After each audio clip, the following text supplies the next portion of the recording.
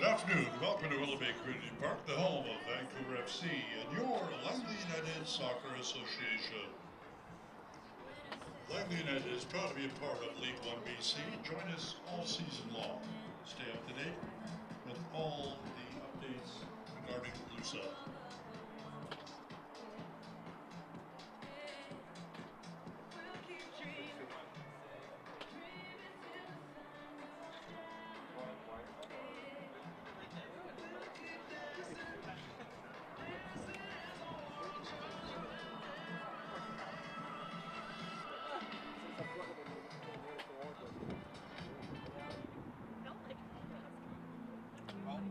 Here we go.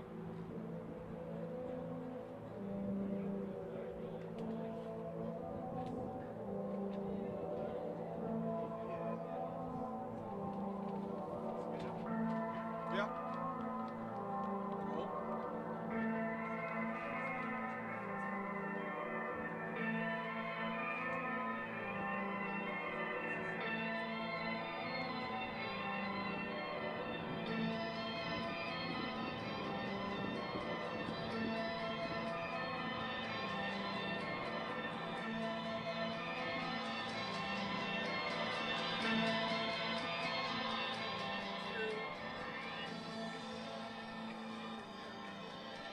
And now let's meet both teams. First, Kamloops United FC. Goalkeeper number 1, Jamie Van Shega. Forward number 5, Kara Freeman. Forward number 6, Addison Sun. Forward number 7, Katie Ruddy. Midfielder number 8, Ainsley Grether. Midfielder number 9, Freya Miller. Forward number 10, Gabriella Siriani. Forward number 11, Emily Clark. Defensive forward 14, Cambria Mellon.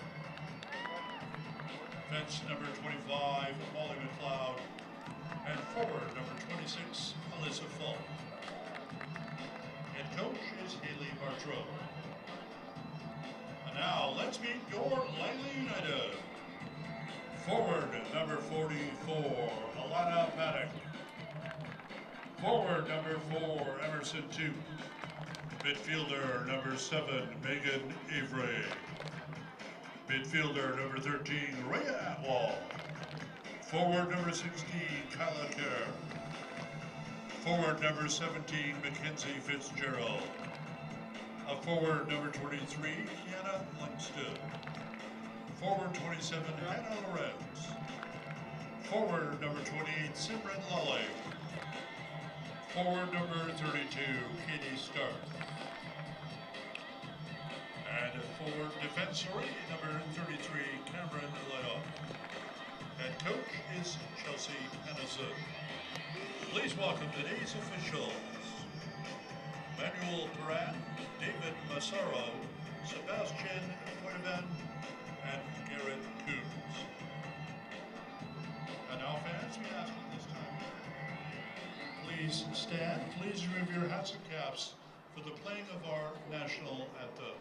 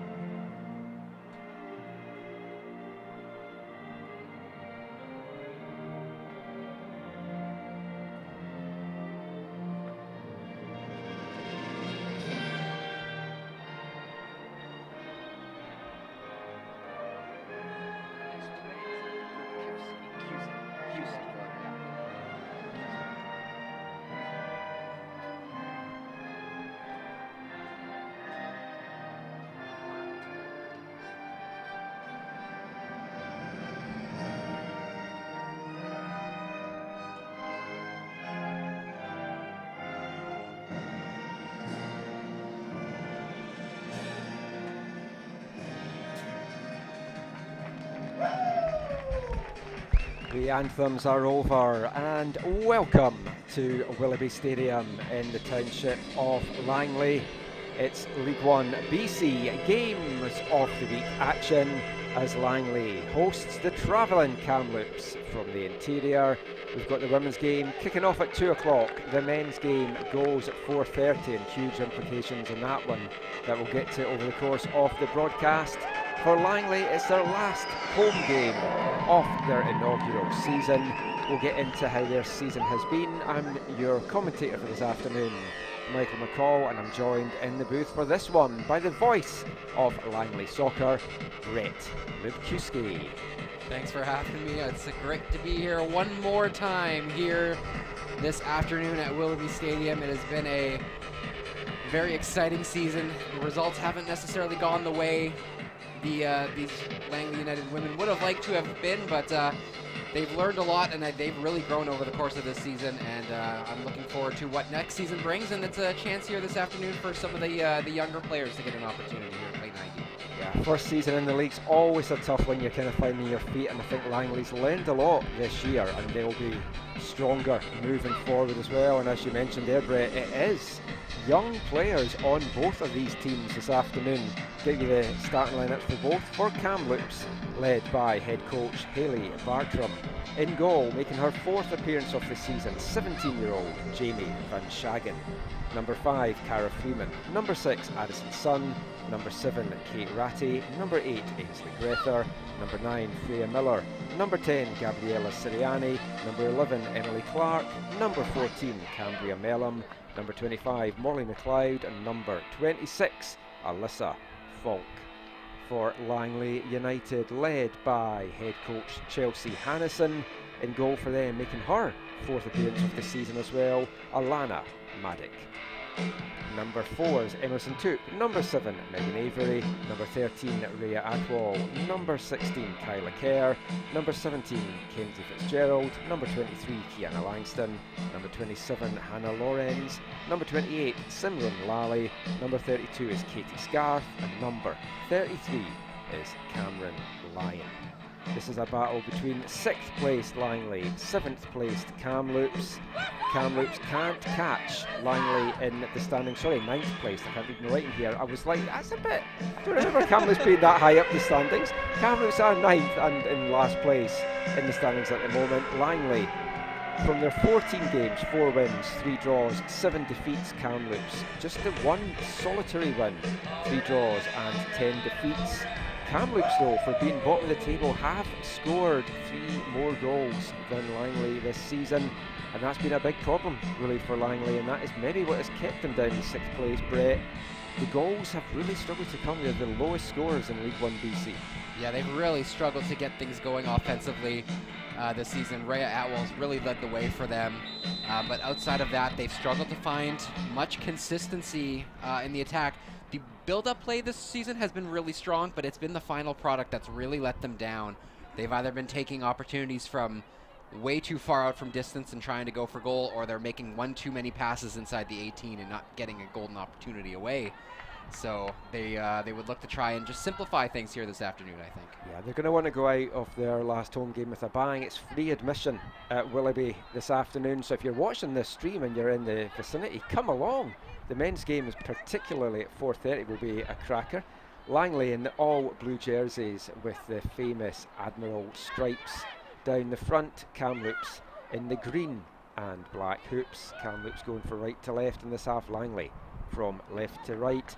And it's 2 young keepers in this afternoon, Brett. We've seen Kayla Klim pretty much start most of the games for Langley. But this afternoon, young Alana Maddock, 19-year-old from Langley, player you're familiar with as a UFV commentator. She had a rookie season last year with the Cascades, playing 8 games. I mean, is she a top prospect for the future for both Langley and for the Cascades? Well, really, last season with UFV, she really split time in the keeper position with Addie Chen, the 2 of them really splitting the responsibility last season. Maddock, a little bit bigger of a presence in the net, stands a lot taller. Really in her last appearance against Burnaby here at Willoughby, she made a lot of huge saves, really diving and really well positional. So I'm excited to see her get an opportunity here with Kayla Klim not available this afternoon. Yeah, it's great to see both these teams putting out so many young players for this one as well. I mean, realistically, they've not really got anything to play for except pride, and for the players that are college players, getting into the best shape they can for the college season to come. And a chance here, maybe for Langley to get the first real attack going off the game. Forced back there, though, is Emerson Toop, another UFV Cascade.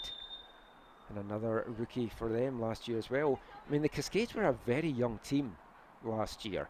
And on the men's side for Kamloops, as we'll talk about in the next game, they were a very young side as well. So, like, these games are very important for the college players to kind of show the college coaches that they maybe deserve a little bit more playing time in their sophomore seasons.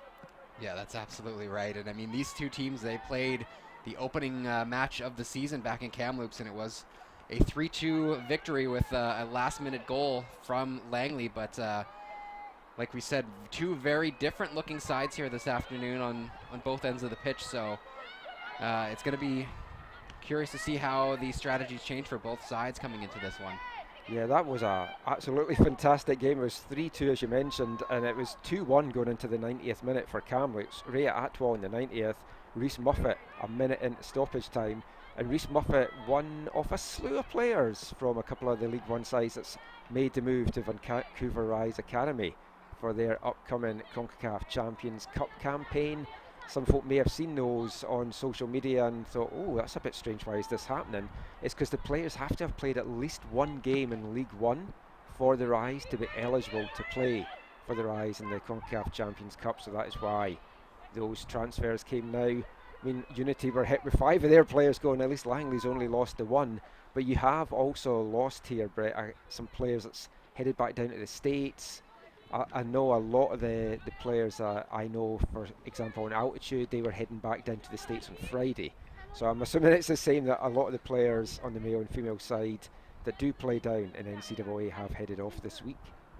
Yeah, that's absolutely right. So Sierra Bergen, I believe, one of those players who really controlled things in the pitch and was the catalyst on the offensive side for Langley United. She's not here. Like you mentioned, Reese Moffett, the anchor in the middle of the pitch, whether it was as a holding midfielder or a center back, not here as well. So, and then Kira Blundell, we only really got to see her play once this season for Langley United, and then picked up that injury at camp for the Canada U20. So disappointing for her there. I didn't realise she'd got injured. I thought she had just decided not to play, because when the announcements were coming out who Langley had signed, and I saw that Blundell was coming here, I was like, it's a very good team that Chelsea's putting together, because we know Kira Blundell just lit it up for the Whitecaps Girls Elite in the last couple of years, and free flowing forward. So I hadn't realised she'd picked the knock-up with Canada, so that was a big blow. That would have certainly helped with the goals. And I mean, it's the 2 lowest scorers in League One on the pitch this afternoon. That might make you feel it's going to be a 0-0 draw. I feel there's goals in this, as their 5-goal thriller in Kamloops at the start of the season suggested. Yeah, that's exactly what I was going to say. I mean, you know, like you said, the 2 lowest scoring teams in the league, but they put together a thriller when they battled in the opening match. But again, with some different looking forwards here for, at least for Langley United. I'm curious to see how they're going to look. I mean, Kiana Langston, on the right side will probably be someone who they'll be trying to look for with some long runs in towards that corner, and trying to feed Rhea Atwell in the middle of the park here. So that's probably what they're going to be trying to do here. Yeah, Atwell, the leading scorer, 5 goals for Langley this year, and then Hannah Lorenz with 2, and that's the only players that's managed to get more than 1 goal. 10 different players have scored though for Langley, 10 as well for Kamloops, and it's Cara Freeman with 5 goals that leads the way for the Kamloops side. 8 different players have registered assists from what I've been able to work out for Langley. Leading the way there is the aforementioned Sarah Bergen. Kamloops, frustratingly, haven't been able to tally their assists because they seem to have stopped putting their games up on YouTube, which has kind of knocked back my tally of assists, mainly for them, but also for the opponents that they've been playing as well. And they've really frustrated me today because they've mixed up their numbers for the players. And as somebody that has my notes in numerical order, this is going to be challenging to find the players that I'm looking to talk about over the course of this one. So maybe let's hope Langley have a lot of the possession for this one. A lot of players I do recognise, obviously, on this Langley side. Neither team really able to test either keepers so far, and defences holding firm. Langley, though, dominating the possession so far. Kamloops kind of struggling to get out their half a little bit here. Oh, that's a bit of a misplay there by Van Schagen. Adwell gets at the top of the box, spins nicely, and ooh, I thought that was in the top corner. Oh yeah, that's what Atwell brings to this game. Not necessarily the most pacey player in the world, but she doesn't need much space to get a good shot away, and she proved that right there, just missing wide to the left. As soon as that left her boot, I thought that was nestling in the top corner. I was trying to finish my sentence quick enough to get the goal call in, and it's right up until the last second I thought that was going in that top corner, but that's the closest either team have come so far. And these teams do want to finish strongly as well. I mean, you'll see any goals that scored will be wildly celebrated because there's a lot of pride out there. And it's been a tough run for Kamloops on the women's side, and it's been a tough go for them in League One in general in their 4 years. Last year they had a little bit of a run, they had some good points, but the travel, I don't think, until you're experiencing that, you really don't know how grueling it is. I might be heading to Kamloops on Friday for the TSS game, if that's going to be possibly the game that they win the title in. So I am already not looking forward to that. Haven't done that drive just twice last season, but these players have to do it 7 times in a season. Yeah, that was exactly the point I wanted to now, make yeah. there is, yeah, they kind of have a different form of travel that no one else, except for maybe Nanaimo, really has to deal with. I think Nanaimo's got it even worse. You've got to get a ferry in there, and the way that BC ferries are not the most reliable in the summer season sometimes, it's not a lot of fun. So I mean, that does play into it, and that's a nice through ball here. Toop is in on goal. Keeper comes out fast, and that's a good block there by Van Schagen. Interesting thing about both these young keepers, they haven't played many games, but they've not lost any games that they've played. They've both not won any games, but it's been draws for the keepers in all the games that they've played, and Van Schagen's played in 3. She's given up a goal in each of those games, but they've come away with 1-1 draws. But it's a good save there from her. As they cross into the near post, it's flicked on, off the crossbar. Dropping in the 6-yard box and cleared, but not too far, and it's still bouncing about. Langley just getting in their own road there with the chance, and the shot eventually comes in there from Megan Avery, I think it was in the end, and good stop there from Jamie Van Schagen. Avery wearing the captain's armband here today with Moffat no longer available. Definitely a big, and Klim as well, so definitely a big honor for number 7 there to kind of lead her squad out today, as they could make it into 5th place with a win today, and that would be huge for them to be in smack dab in the middle of the table in their first season. I mean, it would be fitting. They've got the 5th best goals against record, so I mean they've got the 5th best defence, and we'll look in the men's game, and I was doing this last night. It's like Kamloops currently sitting in 5th, and they're 5th highest scorers. They're the 5th best defence as well, so sometimes things do balance out. But I know, I've known Chelsea Hannison, the head coach at Langley, for a number of years now, and she's going to be pushing her team to the very, very end, and she's going to want to finish with 2 victories as well. She's assistant technical director here at Langley Soccer Association, and you've been covering this team the whole season long, Brett, and you touched on it at the start there. It's been such a good first season for him, particularly on the men's side, but you've seen the fans out today, and there's been a lot of excitement, a lot of buzz, and for the young academy players coming through as well, a real chance that they can have a path to the pros and get into the semi-pro mix in the years to come. Yeah, and there's some players who have really proven themselves this season. Adwell with a shot there that was blocked, and another shot comes in and grabbed at the second attempt there by Van Schagen. It's all Langley at the moment. But I mean, this is something that clubs like Langley, Nanaimo United, Kamloops United, they've needed this pathway for a while. It's great that they can come in under their names. Rivers became Kamloops this year, going to their parent club name. But for the young players, and we've seen a lot of them in the stands over the course of the season as well, and Chelsea's given a number of them a chance, and every game it's like you look at the schedule or you look at the lineup and there's some young players that's on that roster, on the subs bench, they maybe don't always get on, but they're getting that experience and they can taste it, they can feel it, and they can see that there is an actual pathway now. Yeah, and the player who just made that pass there, Kyla Kerr, one of those players who's really had an opportunity this season. And I mean, I've seen her in the early parts of this, in her first few appearances, really kind of looking a little uncertain, looking a little timid.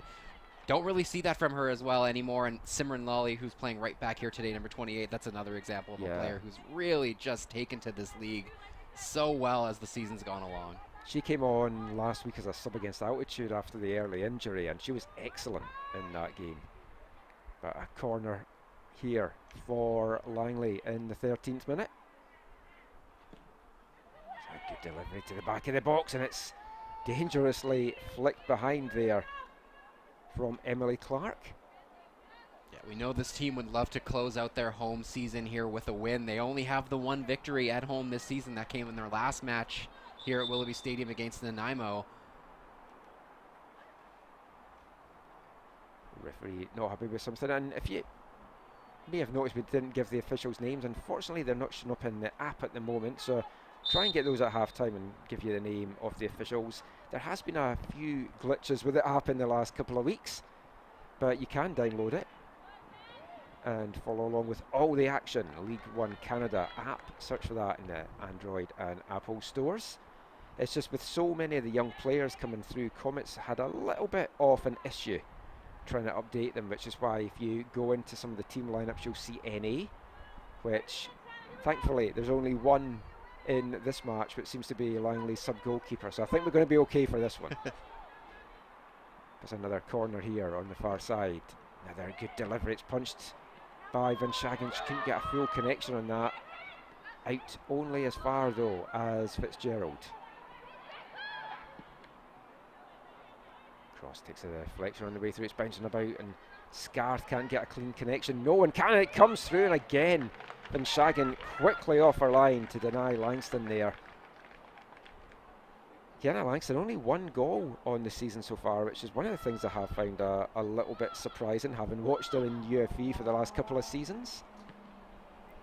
Yeah, it's been a bit of a tough season for her. I mean, she's played well, but the ball's just taken some unfortunate skips off her boots, and she's been in the right position, but just I think she's playing a little out of her natural position. Usually playing center, in the center of the forward line here for UFV, and she's been kind of stuck on the outside a little more, which with her pace kind of suits her a bit, but she just hasn't been able to get those opportunities in the middle of the park that she wants.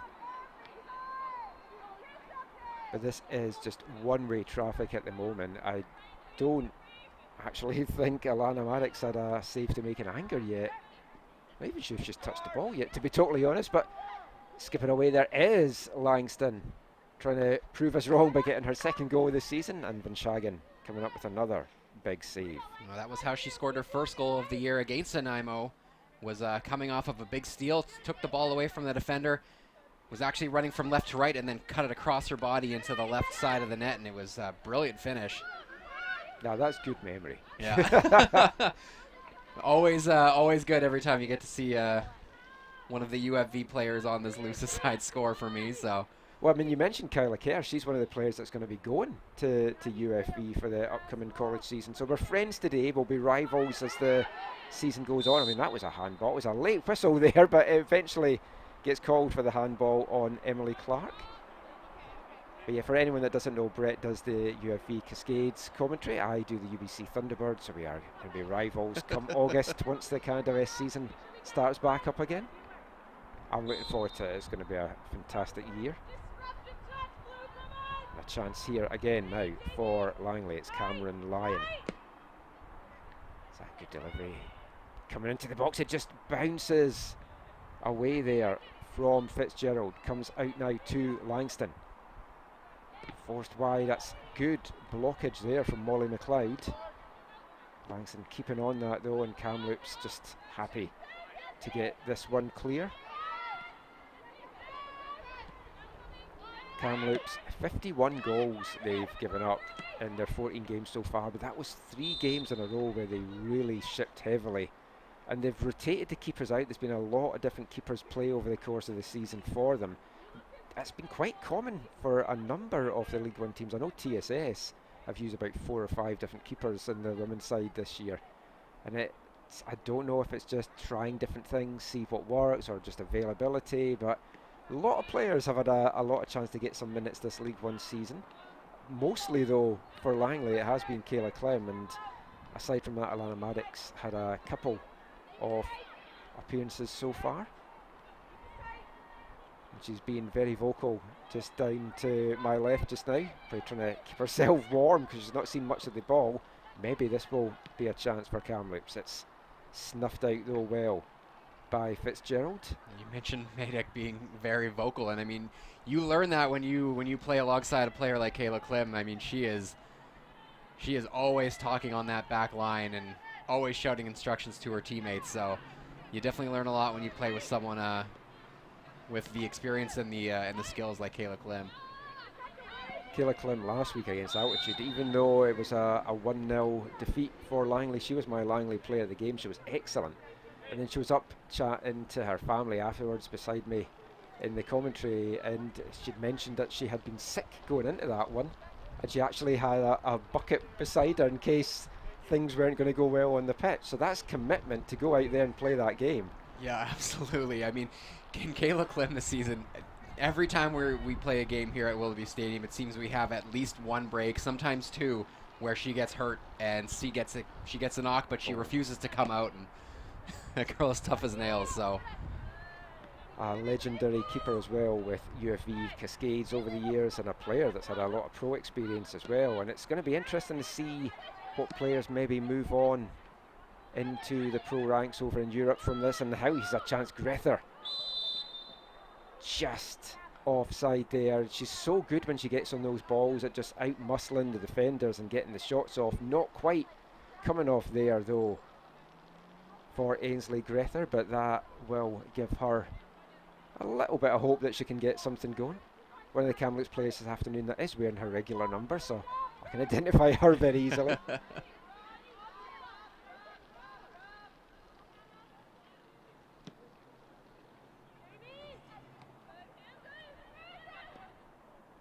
And don't be put off by the cloudy sky. It's a weird, warm, kind of muggy day. It's not like as roasting hot as it has been, but it's definitely got a bit of an oppressive heat to it. So we'll see how that plays out when the men get going at 4:30.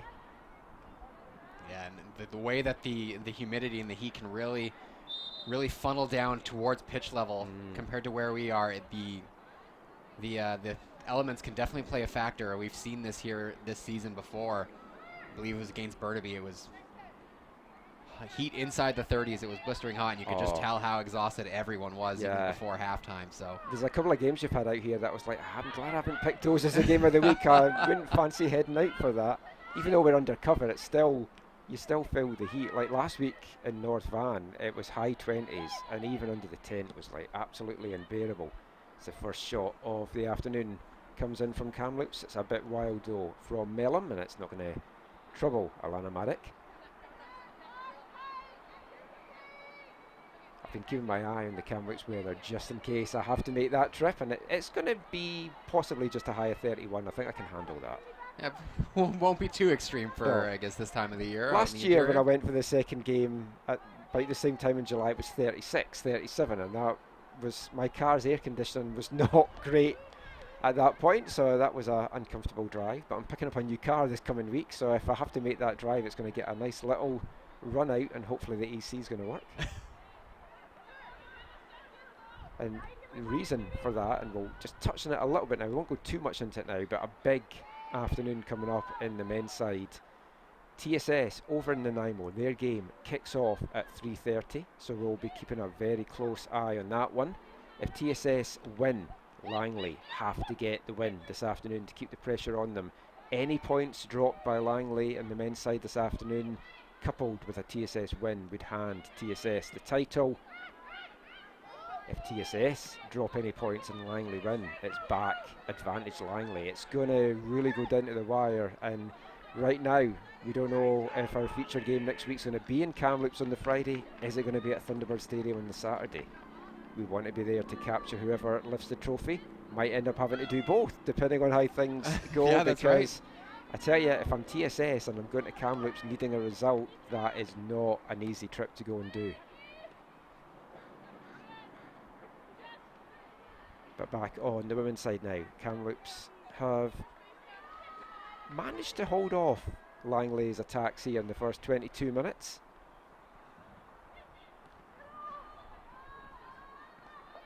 Starting to enjoy a little bit more of the ball as well, without really threatening too much, but playing the patient game.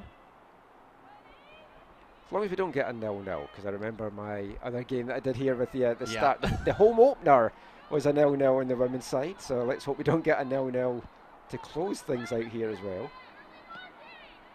And a spinning attempt there from Addison's son. She just couldn't get herself turned round to face goal, and that one will just go harmlessly wide. Yeah, she'll want that one back, but that was a nice nice pass right into the 18 there that was able to just loft over the defensive line and land at Sun's feet. So, like you said, a little more pressure here from Kamloops, a little more of the ball, and starting to just get themselves into this one a little bit. Addison's son's one of a couple of interesting stories on this Kamloops side. She joined the Whitecaps Girls Elite pre-academy program in September of 2022. She was the only player from outside of the Lower Mainland, and her parents drove her up to Burnaby once a week to go to training. That's unbelievable. Which from Kamloops is like, that is some commitment from the player, from the parents, from everything.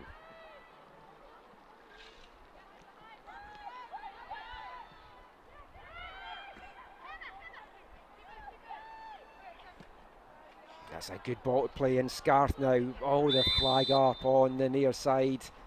Took an unfortunate bounce for her anyway. I'm not sure she was going to fully get that under control to get the shot off, but Langley's been playing on the edge a little bit. They've just been caught offside a couple of times, but it's been some good ball movement, and as you spoke about, that's basically been what they've been doing so well this year, and it's just the final product just hasn't been there.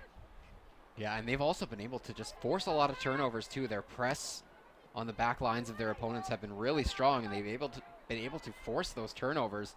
Not playing as aggressively on the press here this afternoon, at least so far, but well, there's an example there of a steal. Yeah, they've been very good at that from the games that I've seen, and definitely a lot to build on for Chelsea.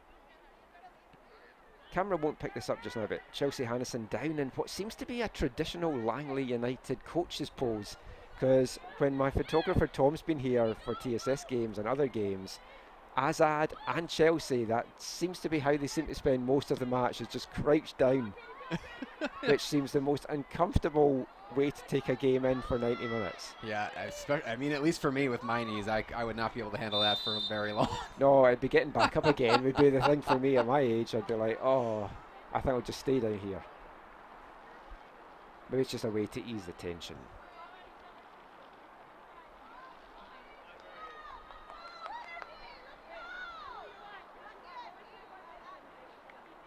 Pace has kind of dipped a little bit in the last couple of minutes. I don't know if that's maybe the heat starting to factor in for these two players, two sets of players.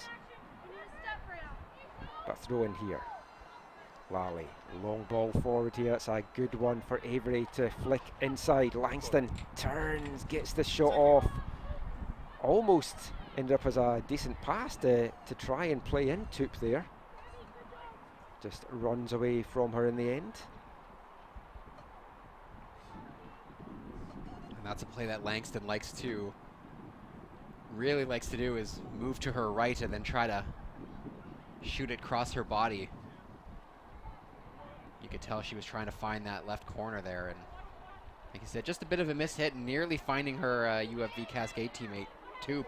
Yeah, Toop's got forward quite well in the first half already, and another player that's had her rookie season with UFV, and she's going to be joined this year at the Cascades by her younger sister as well, McKenna. So it's very much going to be a Toop family affair there. If we're talking about family affairs, the Freeman family have very much been to the fore for Kamloops. We see on the pitch today wearing the number 5 jersey this afternoon is Cara Freeman. Her sister Erin has also been on the Kamloops women's team this year, and her brother Sean is on the men's team. And they all are from Nova Scotia, Halifax, and they play for St Mary's in the college game as well. So I don't know if their parents have a summer house in the Okanagan or something, that they've all decided to come through for the summer and play their football there. But it's nice to have all the family playing together in the same city for the same team.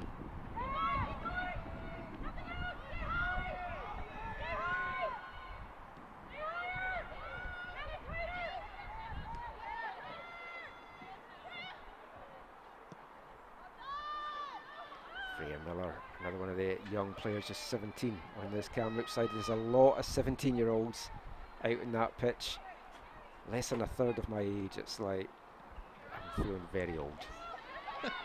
Not as old as when the Whitecaps brought on a 13-year-old keeper last year when I was doing the commentary there, but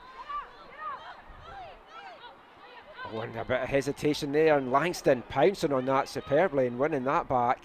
Little shove in the back by Clark, might have just done enough to put her off for a step, but Scarth now sending that one in. Again, not fully cleared at the first attempt by Kamloops, but Sirianni will play it back, and now Ratty will slow things down. Kamloops will bring it out from the back. Ball up the wing, that's asking a lot there though of Alyssa Falk.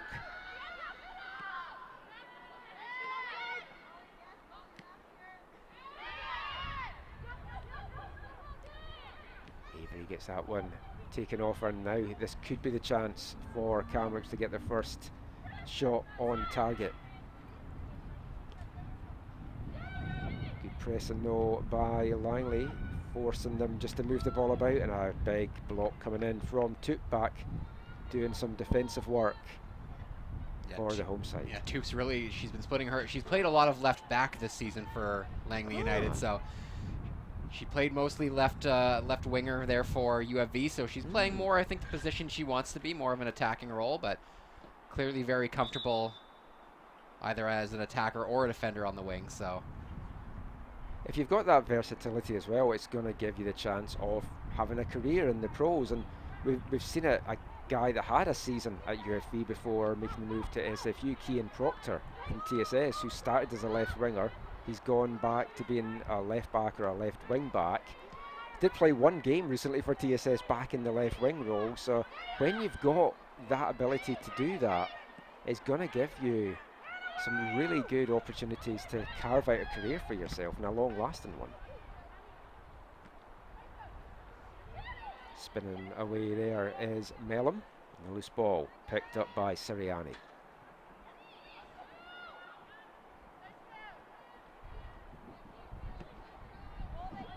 As well to hold off the attention, and just runs away off the foot of Sun, but she recovers well back inside to Grether. Forward to Freeman. Turns away and she goes for the shot, and Marek gets her first save under the belt of the afternoon, coming in the 31st minute. And that was a pretty pedestrian one for her really in the end, but it's more like it from Kamloops, who have started to show more of their attacking chops in the last 10 minutes.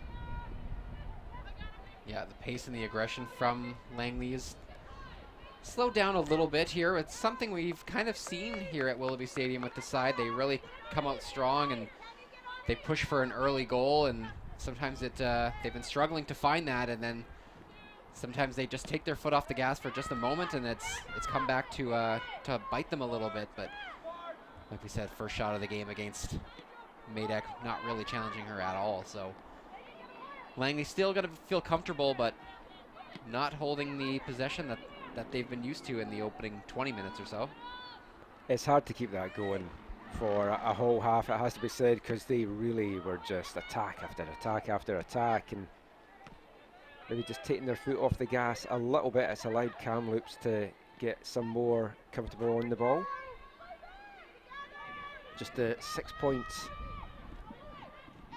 for Kamloops on the season, and just the one win, and they would love to get a second before the season is out. But here's a chance for Langston, makes room for the shot, cuts inside, goes for the shot as well, the low one, and thought she was going for the bottom left corner. Instead, straight at Van Schagen. Another save for the young Kamloops keeper. Kamloops' only victory this year was a 3-2. 3-2 seems to be a scoreline that we've talked a lot about with them, but that was at home to Burnaby all the way back on May 17th, and it's been a little bit of a tough slog for them since then. Yeah, but 3 straight draws in their last 3, so yeah, they got to be feeling a little good, finding undefeated a bit in of 3 form. matches. Kamloops on the men's side came out like all guns blazing, unbeaten in 5, 4 wins out of those 5 as well, and then they fell off. And maybe the concern, if you're a Langley fan watching this for the men's game coming up, Kamloops have started to find their groove a little bit again, because no matter what, Langley have to get all 3 points in that one, and that's going to be a fantastic game coming up at 4:30. Yeah, well, I mean, Langley United on the men's side, I mean, they have been really living proof that there's no gimmies in all of League One this season, because they've played well against the teams at the top of the table alongside them, but it's been those games against teams like Evolution and Unity at near the bottom of the table where they've struggled. I mean, only 1 point in 2 matches against Unity, and that's something that they're really going to look at if they end up not coming away with this title. There's some big games they're going to look back at and feel that was the lost opportunity. I mean, even last week against Altitude, that stunning comeback that they had, and if there'd been another 10 minutes, I fancied them to go on and get a couple more goals and win that. But I mean, that's a team, they've beaten TSS twice and comfortably. The 3-0 victory here, watch the stream for that one. It was one of those hot days, I wasn't coming out. But I watched the stream for that, and it was like, wow, they just took TSS apart, and you thought, yeah, this is their title. I think they're going to be having a very historic year for them. Still might, of course. They might, yeah. I think there's a lot of twists and turns along the way. I was speaking to some folk at TSS this week, and they're taking nothing for granted. They've been here before. They've gone to Victoria on the last day of the season back in 2023 and threw away 2 goals in stoppage time to lose the title that day. So they're not going to take anything for granted. But that should be a cracker. Don't go anywhere. You want to stay in for a feast of football, and double screen as well, because the Nanaimo TSS games are also live on L1BC YouTube at the moment. Check that out all season long. If you want to get in touch with us during this broadcast as well, you can do so on X, AFTN Canada, AFTN Canada. Let us know where you're taking the action from this afternoon, who you're cheering on, or if you want to chat about the exciting League One season that's been. League One Provincials will be coming up in a couple of weeks' time in Sherwood Park, Alberta, and it's Altitude that will be going to represent BC in that one for the second time after, well, first time for Altitude. I was saying second time, it's not first time for Altitude, but Jesse Simons has been there before with Varsity in the very first year with some of the same players as it is a big bulk of the UBC players on that team, which, as they putting my UBC hat on, it's been a great pre-season for going for the three-peat for UBC, how those players have played. Langley, though, did give them a good test last week as Langston fires one in. It's just high and over. But I think Langley showed last week in that game against Altitude they can go toe-to-toe on the women's side. We're the best team in the league, and it was a 1-0 scoreline. They had some opportunities, had some big saves from Klim, as we mentioned, but I think just it may have been so different. F. Blundell had been able to play a bit more. Maybe the recruitment next year is something they'll look at and try and sprinkle in some more NCAA players. The problem with that, though, is if you're still in the title hunt and it's at this point of the season and you've got NCAA players, because I'm not sure how that's going to work on the men's side. I don't know if Langley's lost some guys, and we'll see when the lineup comes out today, because they've got a couple of NCAA players off the top of my head. Something TSS decided to kind of steer away from this year. Also very curious to see, particularly on the men's side this afternoon, what the lineups look like, because the Nations Cup is on this weekend, which is such a big event in local football and calendar. Friday, Saturday, Sunday out in Richmond. I mean, you would hope that if you're battling for a title, you're gonna pledge your allegiance to play in League One. Yeah, I know earlier this season, like you had mentioned altitude on the women's side. A bunch of those players, they traveled down to Cary, North Carolina for TST. And but I mean, at that point, they were very comfortable to do so, and they still had such a deep lineup. It was interesting because it was Nanaimo they were playing, so they had a game against the worst team in the league. So it's like that was like a gimme for them. But yeah, I mean that's because Jesse Simons was down leading that team as well. So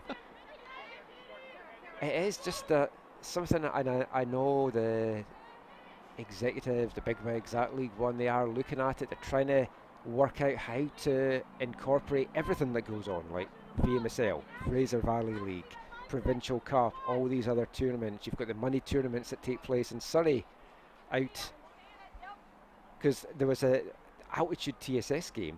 Ali Zohar had played that morning in a money tournament in Surrey, came and played for TSS against altitude, then got taken off at the hour mark and went back to play the final out in the money game. So it's like, it's asking a lot of these players to go and do all this. But although League One is getting described as a semi-pro league, it is basically amateur because no one is getting paid in this league.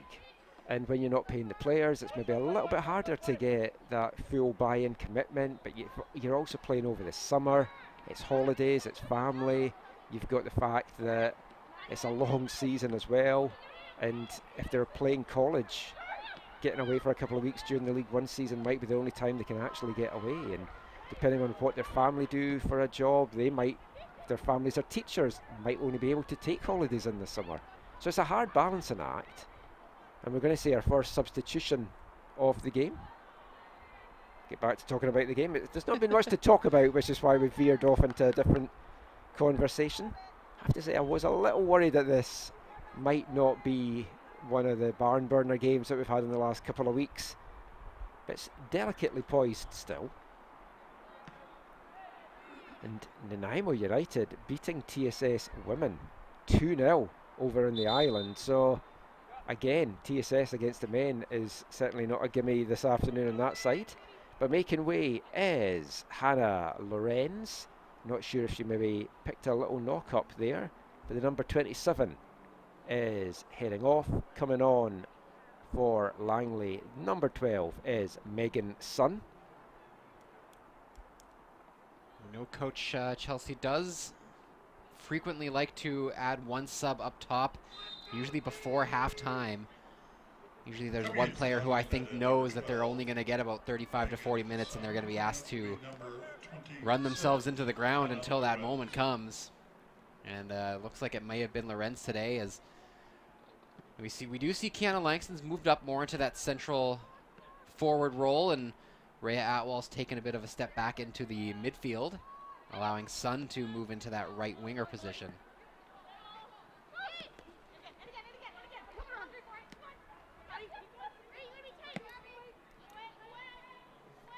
Ball splayed out there, so we've got two Suns playing on opposite sides, which will be fun commentary wise. And it's Megan just on the field just now, player watched playing with TSS over the last couple of seasons in League One.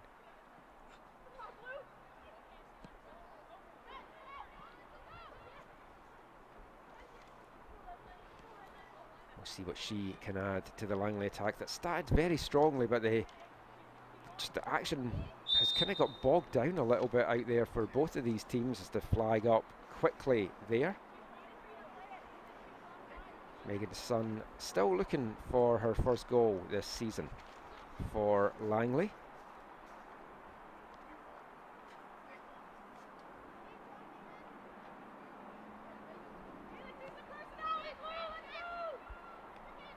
Sun only picking up 3 appearances so far this year, and one of those picked up a red card in a 1-0 loss against Burnaby on the road earlier this season.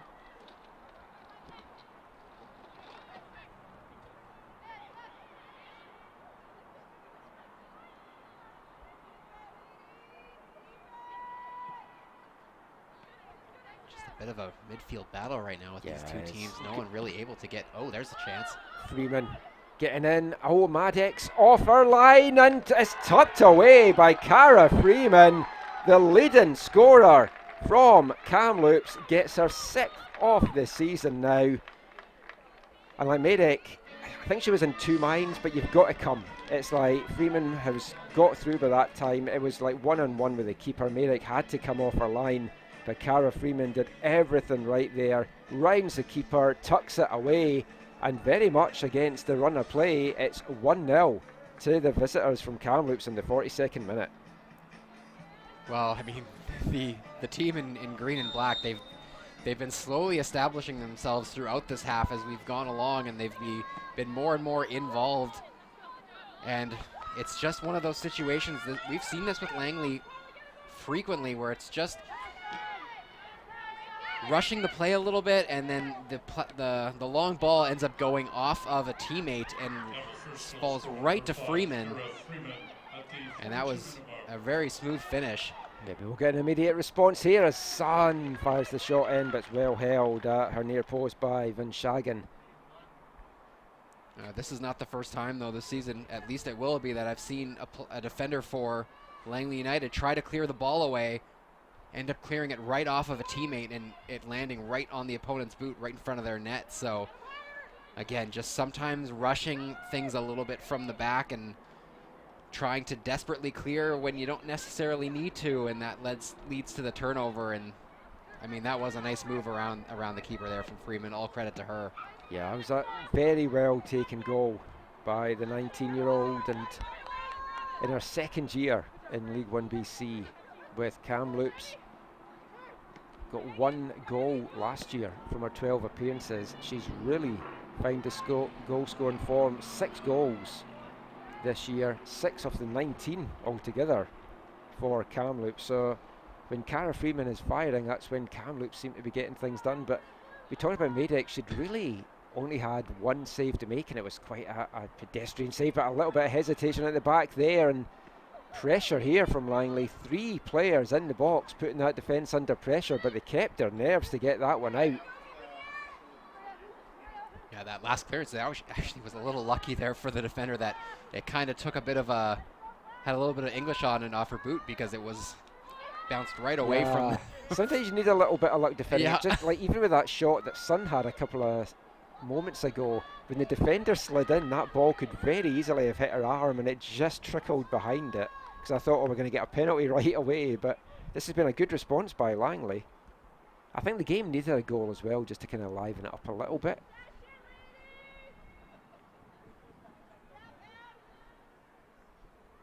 Chelsea Hannison's now sitting down in the dugout taking notes. I can spy from looking up here, so see what her half-time team talk is going to be. It's a thing that can happen though in football. You can be dominant, and it just takes 1 look and goal for the opposition, and you find yourself on the back foot, and it's going to be a minimum of 1 minute to get added on here. Kind of surprised the referee even find that extra minute to add on, to be honest, but 1 minute for Langley to maybe launch a dramatic comeback to go in level, but Kamloops will just want to keep hold of this ball. But Sun is putting the pressure on Van Schagen, who's been excellent between the sticks for Kamloops. She's my early contender for the play of the game, I think, so far. She's dealt with everything that's been hit at her superbly. Well one there by Scarth, and it was the right idea, just didn't quite get the direction. Cut out by Mellum.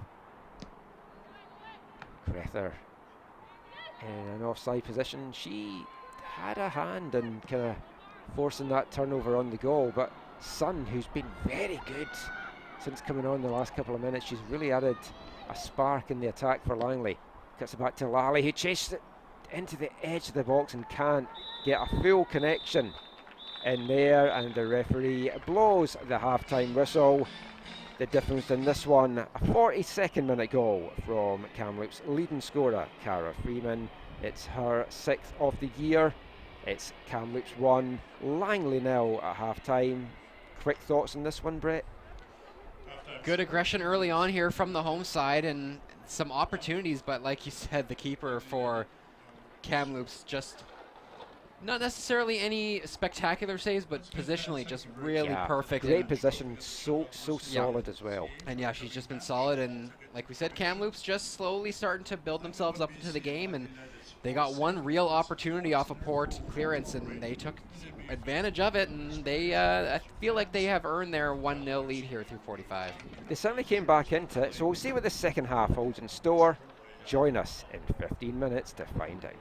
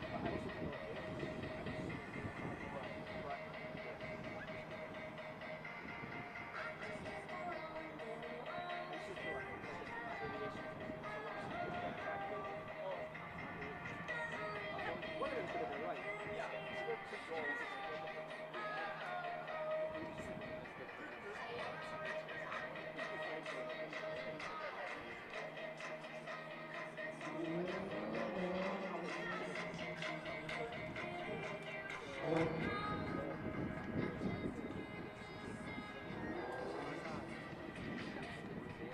now, fans, at this time, please welcome to the field Lucin League One General Manager, Mr. Mike Thompson. No need for applause, don't worry, it's all good. How's everybody? All having a good match so far? Beautiful day, perfect weather for soccer. First of all, I just want to thank you for whatever part you've played in being part of our first season of League One here in Langley. We are incredibly proud of both programs, both our men's and women's programs. They've done an incredible job so far. Our technical team, led by Mark Parker, and our two coaches, Azad and Chelsea, have done a great job of both gathering up amazing players from both in Langley and around the region, as well as fostering and developing a really solid culture here in Langley for what this League One program can look like. So we're really excited, we're really proud, and I just want to say on behalf of the entire team, the entire program, thank you for whatever part you've played, whether you've donated time, whether you're a parent who's donated a child to us. We thank you. You are always welcome here at our home for soccer in Langley, and VFC's home for soccer in Langley, who also have been great partners with us, and so I just want to say a quick thank you to them. Other than that, I will stop talking. I want to, at this point, introduce our club president, Mr. Fayez Ali, and our vice president, Shan Lovegrove, who would like to make a quick announcement. So come on out, welcome these folks, thank you.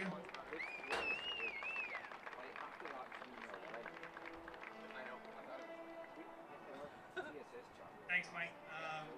Again, thank you to Mike Thompson for all the hard work he's done this season and being the general manager for our League One team. We didn't have anybody to do that role, and we asked Mike to step up, and he's done it in a huge way for us, and we're grateful to him. So give him an applause to Mike. Again, all we read the same thing on behalf of the board. We're super impressed with how well our men and women's team have done this season, surpassed our goals. And we're extremely optimistic about the future of this group, this League One team. And it's such a great pathway for the boys and girls to look forward to. And we invite you to mention it, spread the word, and let them know that we have this here. They should be proud. It has so much to look forward to in the future. Speaking of being proud, the whole reason we're here, we have the privilege of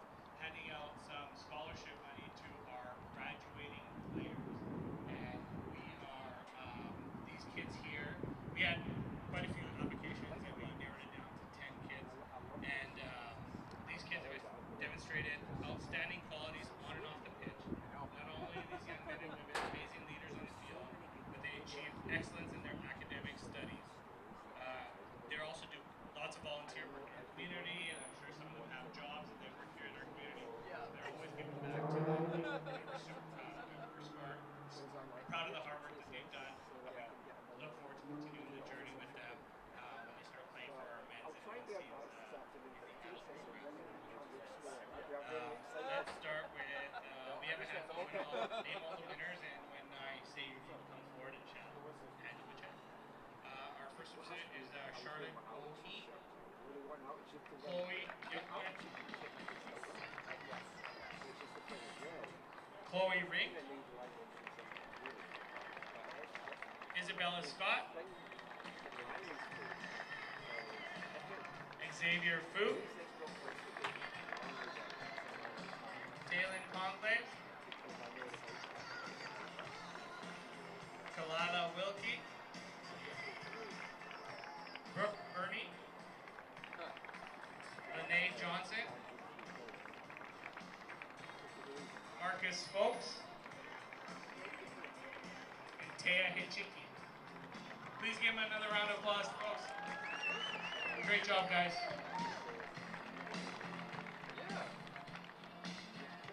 Just one more person I want to make, we've talked about Langley and its pathway, and that's why we have League One here.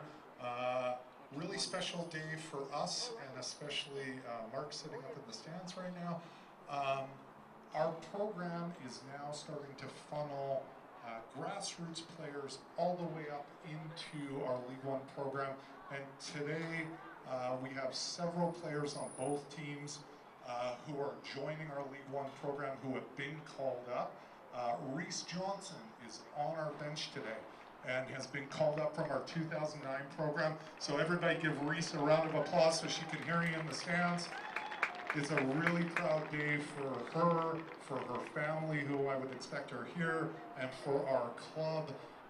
What a cool experience for these young players as they now have a pathway right from U4, U5, all the way up into semi-pro level. So this is fantastic. Thank you very much, guys.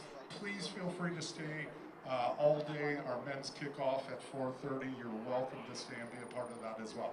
Thank you, and good luck to both teams as we start the second half. Thank you.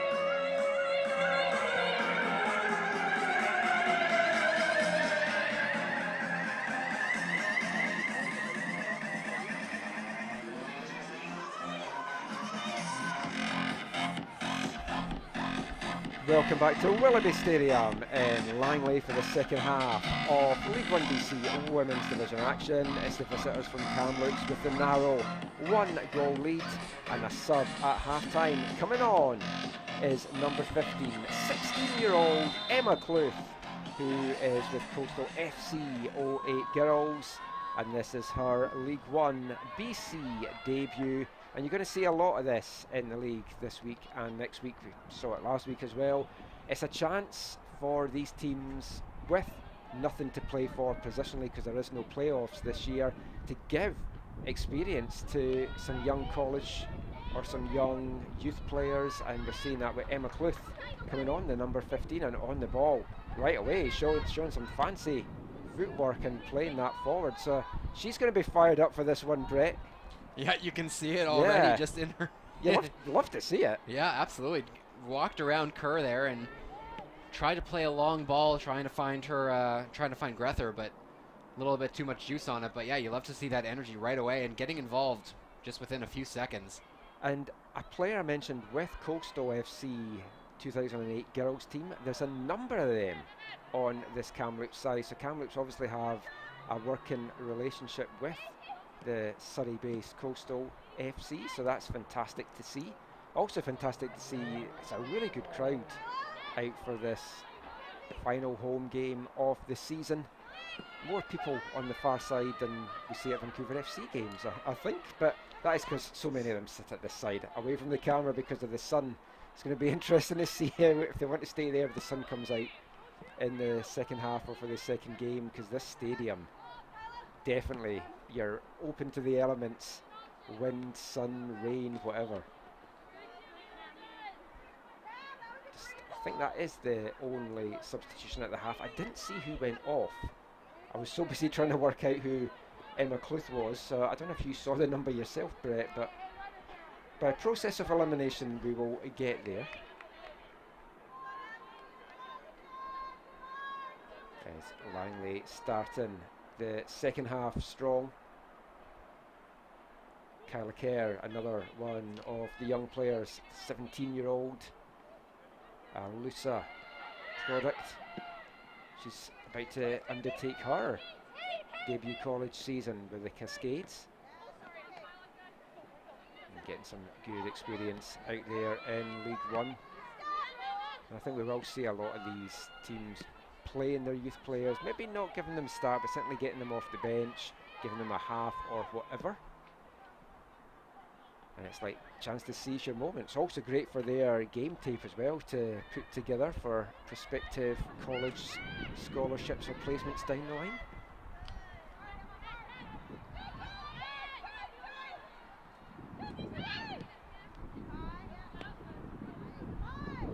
Intercepted there, Freeman, the goal scorer, powering forward, dances away there from Avery, but just overruns it in the end.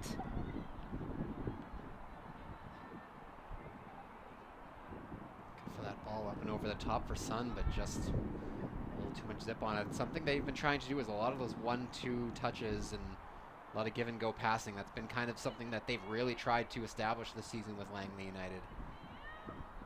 A little bit of a wind has picked up for this second half as well. I don't think it's probably going to factor too much into it. No, but it is blowing towards the Kamloops goal, so yeah, you may want to pepper some shots in on the 17-year-old keeper, who is another one of the Coastal 2008 girls, incidentally, Jamie Van Shagen. You can definitely hear the wind going around our mics. Throw in. Quickly taken there from Kyla Kerr. I think I can safely put my sunglasses away. I'm not sure I'm going to need them for this one. They're blowing up here on the table. I don't want them flying off somewhere.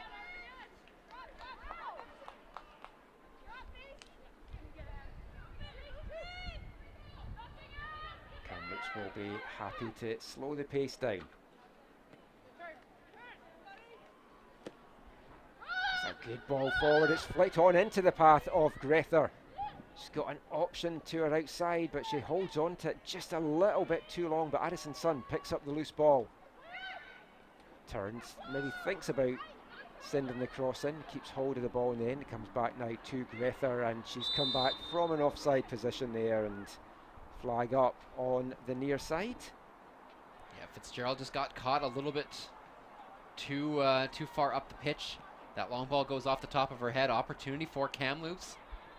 Good recovery though from Lally, who was in the right position. Grether ran right into her path and was able to just cut back enough to poke that one away. Always been a big fan of Ainsley Grether. She's a graduate from Thompson Rivers University. Kamloops squad in the past, so much of it, the bulk of the players were the Thompson River players, but I know a lot of them decided that they either didn't want to play or they wanted to go back home to families and play in other areas in Canada or overseas. So only 5 players on the Kamloops roster on the women's side this year are Thompson Rivers players. It's actually more from UNBC. And then a bunch of just academy players, alumni from the various universities as well. So big, good age range, and one of the youngest ones on the ball just now. You mentioned UNBC. I mean, so some of these players are used to having more travel involved as well. So yes, that's another trip. And I think we can confirm it was Alyssa Falk who came off. That's the one number I can't find is 26 on the. I haven't worked my way down to the very last name on the list, so that's good. Yeah, the UNBC and Thompson Rivers, I guess UVic as well, really, in the college game, it's so much travel for them, especially when they're then also going to Alberta to play games. And yeah, even to Saskatchewan as well. I mean, University of Regina, and I guess even as far as Manitoba, hadn't even thought of that. Yeah, that's long range effort there coming in from leading scorer for Langley, Rhea Atwell. I remember a couple of years ago, Scott Simonson, when he was in charge of the Highlanders, because Steve Simonson. I don't know where I got Scott from. Steve Simonson, because I've known him for so many years. We're joking about. He's like, come and work for me. And I didn't know where Prince George was, and then I looked, I was like, nah, you're okay. That's a bit too remote for me. I like to be beside the coast, and never lived more than 15 minutes away from a coastline. Oh, one back well by Langston, and we're going to get a repeat maybe of the first goal, almost there, with the ball ricocheting into Langston's path, but quickly off her line with another big save is Jamie Van Schagen. Yeah, that's really the difference between those two plays was just the fact that Van Schagen was just a little more aggressive and ready for it, and she did indeed just run out there to claim that one almost immediately. Yeah, very quick off her line. Not that Marek wasn't earlier, but just the footwork just wasn't enough time for Langston to get that vital last touch to take it away from the keeper. Something seems to have happened to the ball with that play as well. That was almost like for like goals. That would have been quite ironic.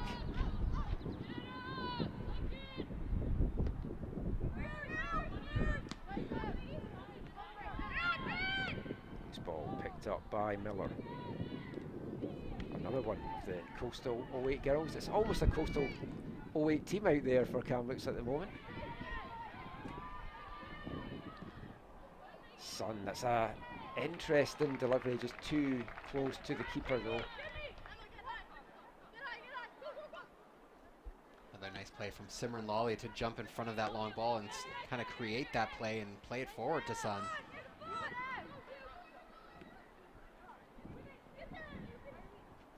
Just too much on that. That's just going to run away and out for Kamloops, throwing deep in their half.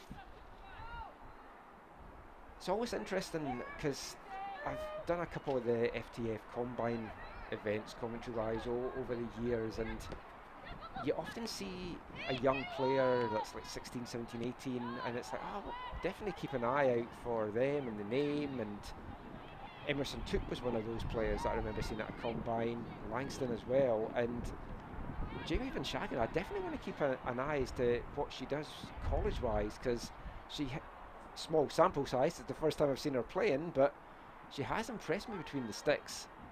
And she's not paying attention there. As soon as I say that, it was almost a commentator's curse. I don't think she was expecting that ball to be coming back to her there. She's just stretching out. That was almost a disaster. Avery, the elder states lady, I will call her, off the Langley side, 36 years old now.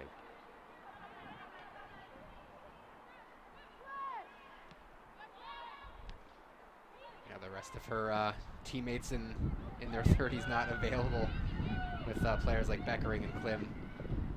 I mean, we're talking about a 16-year-old coming on at half for Kamloops, and then we've got 36-year-old Megan Avery out there, who's still an excellent player. Yeah, and I've been very happy to see that that Langley United in their first season has sprinkled in those older players with more experience, given some of these young players an opportunity to really learn and grow. And she's like Megan Avery's a player. This is her 4th season in the league. She's played for Unity before. She's been at interprovincials with Unity as well, and came through college at UFE. She captained the team, and that experience is crucial. And it's having a good pro as well, because you can be an experienced player but still not have the right kind of mindset that young players learn from. But Megan Avery is certainly a player that young players do want to learn from. It's like when Vancouver FC had Renan Garcia. When we interviewed him, he was such a model professional that you would say to any young player, if you want a long career in the game, you look at what he does and you want to model yourself on him. He's the first player in the gym at 36, 38 years old, and it's doing the right things as a footballer and learning from the right older professionals is huge. So having these older players like Kayla Klim, like Megan Avery, is going to be so important for these LUSA Youth Academy players.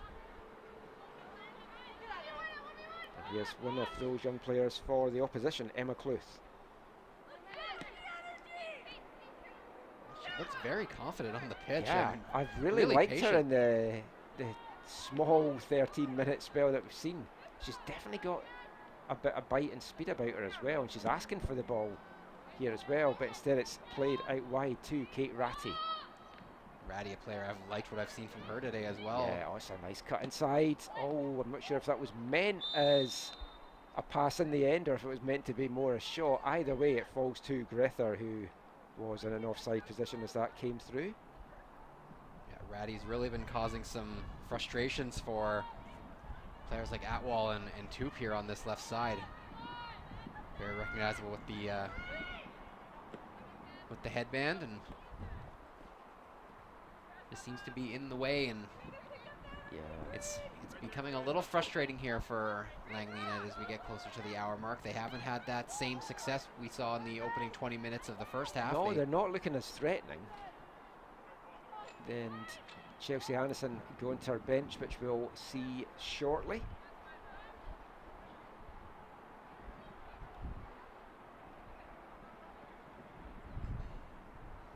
I'm enjoying Langley because all the numbers coincide with what my notes are. I'm just like double checking everything now because we how things have played out on the Kamloops side of things. Yeah, we have not had a whole lot of number switching here. The two players that are set to come on, the number 20 Paige Colby, who was very good when she came on last week, I felt, and number 25 Marisha Manulak. Another couple of teenagers coming on. Manulak 18, Colby 19. Yeah, Colby with the McEwen Griffins last year. Someone who I think has really looked very impressive in the, I shouldn't say small sample size, but we didn't really see much of her for the opening few matches here, and we've been seeing her come on as a sub, but I mean she's brought a lot of energy, and I really like what I've seen from her this season. And Manulak, not so much. We haven't really seen too much of her. So I'll be very curious to see. Only 2 appearances equaling just about 35 minutes. So they'll come on after this free kick gets whipped in, and it's headed not out, and it's turned in. Megan Sun, The clearance not fully there from Emily Clark, and it's pounced upon from Megan Sun, and Langley have the equaliser as the hour mark approaches, and it's Langley 1, Kamloops 1, and what a finish from Megan Sun. Yeah, the substitute in the first half coming up big. What a turn. Able to get her body across it and whip her leg around on the half volley and slides it right against the left netting inside the post. Perfectly placed, like you said, just at the hour mark. And suddenly the Langley United scores and the sun starts to appear here at the hour mark, half an hour to go. And energy is high now on the right side of the pitch with the girls in blue. And the substitutions made. Kamloops also making one, number 12, Sydney Stone coming on for Kamloops, and number 20, Paige Colby, and number 25, Marisha Manilak, as we talked about, coming on for Langley. That should set up a good half hour, and I mean Kamloops' goal kind of came from nothing a little bit against the run of play, although they've been enjoying a bit more possession. Langley, we're just talking about, haven't threatened in this half at all, and then a brilliant turn and finish from Megan Sun. She got one goal for TSS last year. That's her first goal of the season for Langley this year.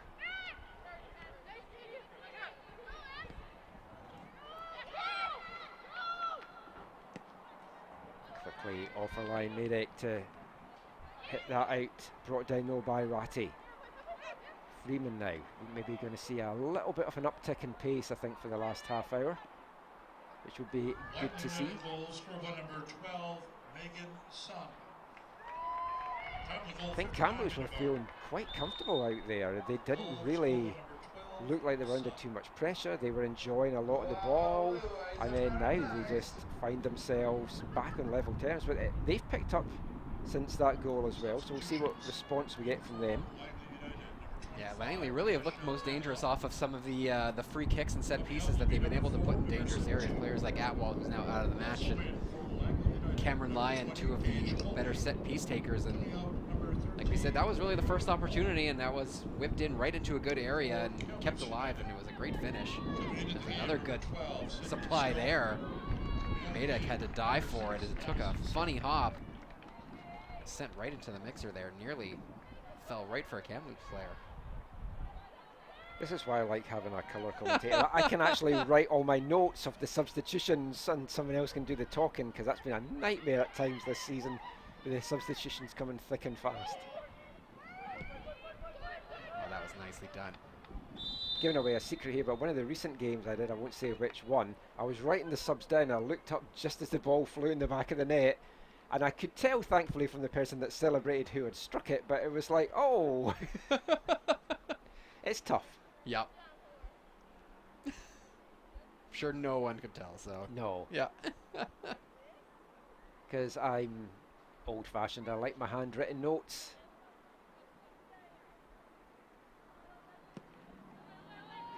It's a long ball looking to try and play in Breather. I think we're going to be in for a very exciting last half hour here.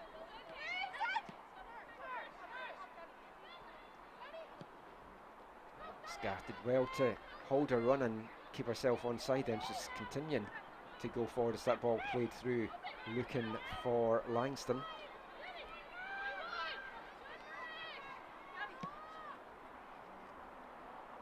That ball will just run out. Looking for Cluth again.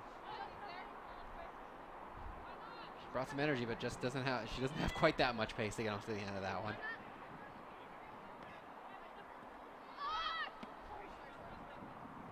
Nice to see Megan Sun getting her first goal of the season, because whenever I call any games that she's part of, it reminds me when she was at TSS last year, because the Swan Guardians love to get songs for all the individual players. So I had suggested they did one for Megan Sun to the famous Black Hole Sun song. Yeah. And every time I've always got that in my head whenever Megan Sun scores. That's the tune that's in my head, or when she's on the pitch and I'm doing commentary on her. So now I've got that in my head and I can't get it out. You'll be listening to Soundgarden all the way back to All the way back to Vancouver. Yeah, I won't be playing the video because my wife finds it really disturbing. It's the one video she cannot watch. It gives her nightmares. She's actually had a nightmare about that video. And Kamloops defence will be having nightmares about that finish. Yeah. There's a segue There to you get us go. back to the game. As another flat ball by the looks of it. I don't know if it was the same one, maybe, but Yeah, it's maybe come back on.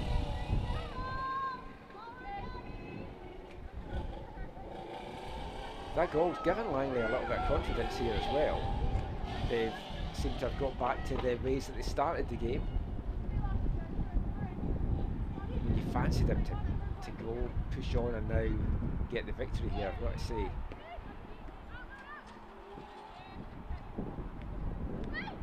Nice little off there from Grether. Unceremoniously shoved to the ground Gabriella Siriani.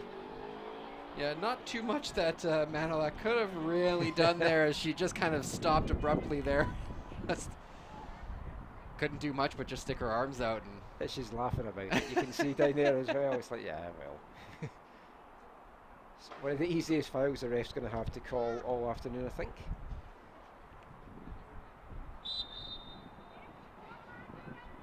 Cambria Mellum back. Just a way to say to send this one deep into the half, and then she plays it short to the side. Standing out in her orange boots. nice turn by Cluth. Cluth, yes. Challenge in the box, I had to be well timed, and it just about was, I think, there from Kinsey Fitzgerald. Yeah, she's a player who is not afraid to go to ground for her tackles, and she has played on the edge this year. She has picked up a red card, but for the most part, she's usually perfect with her timing on some of those challenges. I think that was just on the right side of being a fair challenge there. Split second later, and maybe not so much, but Kamloops will settle for the corner, and it is the goal scorer, Cara Freeman, over to take this. Good delivery as well. It's over the head of Medic, and not taking any chances. It's cleared from Avery, but I think she was trying to maybe put it behind for a corner. Maybe not, but it's out for a throw-in, which probably works better from a Langley point of view, and even more so now as that comes to nothing. And a good opportunity wasted there from Kamloops. Yeah, poor header off that throw-in. Bit of a scary moment, but ultimately not really challenging the defense of Langley on that one. But here they come again now. Both these teams 3 draws each on the season. We spoke in the first half, these are the 2 lowest scores in League One. Can one of them find the important goal? It's Kamloops players having a discussion with the bench. 100% sure what that was about, but they're still being shouted at by Hayley Bartram. But Cara Freeman is going to be on set piece duty again on this free kick, the 25-year-old.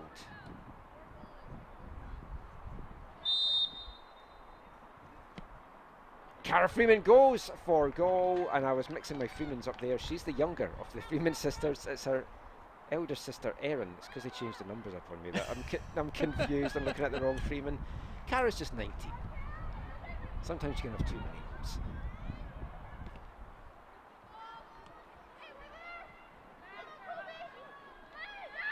Freeman's certainly been in the thick of the action for Kamloops. Everything really seems to have gone through her today. She spins away nicely there.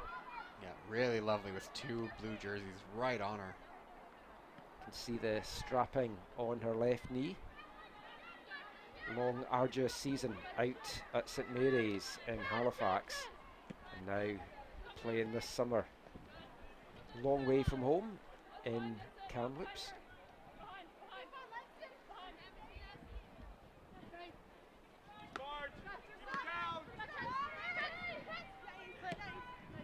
Chipped forward, Scarth Flag stays down. She timed that very well there. Scarth hits the byline, cuts the back, looking for Colby. And an important foot sends that one into touch for Kamloops. Yeah, good run from Scarth. Did well to be able to cut it backwards and actually get it pretty near to Colby there. 70 minutes in, still got the legs in her to make that run. Both the teams, they are moving the ball well and quickly, and they're using the wings, but it's just the final deliveries into the box or the finishing in the box that's maybe let them down. And as we talked about in the first half, has been kind of the story for both these sides this season.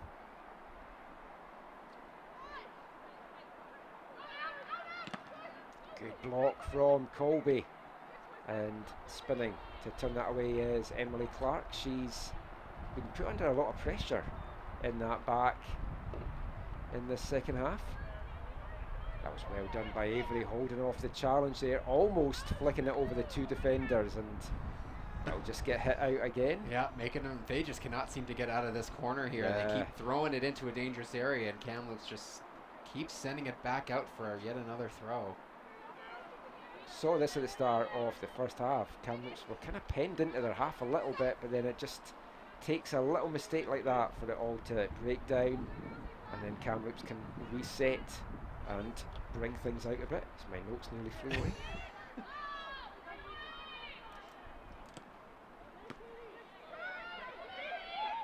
Oh, and it falls almost perfectly for Langston.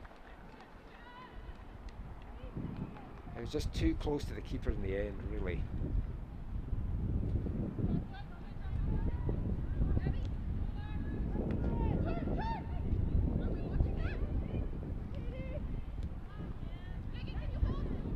Colby's pass cut out there from Mellom. Just speculatively sent back into the box there, but Shagan easily out to collect that. Going to get another couple of subs coming up at the next break for Kamloops. Yeah, they could use it right now. It just, they are trapped a little bit. They've been fortunate that Langley really hasn't been able to build anything offensively. They keep taking the ball back, although that's a nice one for Langston. Oh, that's Shagan again, but the rebound to Colby. Oh, just wide. Inches wide. Flag goes up anyways. Langston was a wasn't little gonna ahead count. of the play. She couldn't get back on side in time, but another good long ball. We'll see if Kamloops decide to make the substitution now, or if they're going to wait till the ball is out of their danger area.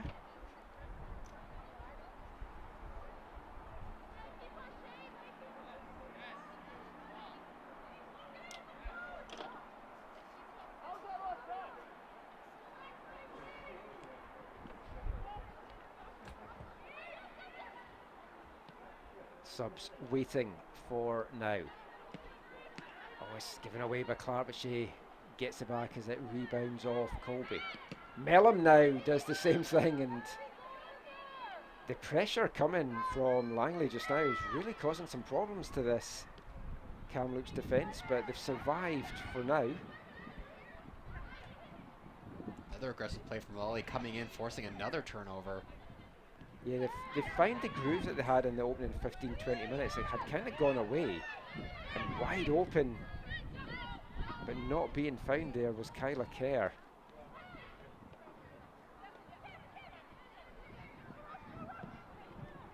That's a good ball in for Scarth. She looked offside, and yep, the flag up on the far side, and we'll get the double substitution now for Kamloops, and there's going to be a double one for Langley as well.